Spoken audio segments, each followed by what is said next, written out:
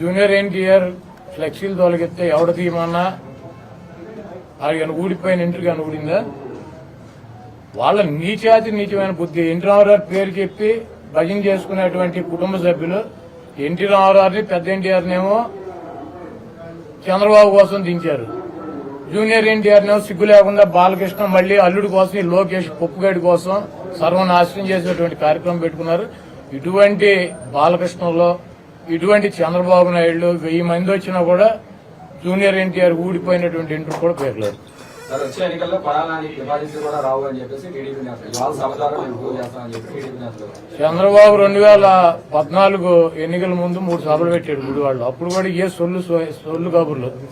కాకపోతే పోటీ చేసే అభ్యర్థులు మారారు, వచ్చి ప్రగల్భాలు చెప్పే సొల్లుగాళ్లు మారారు.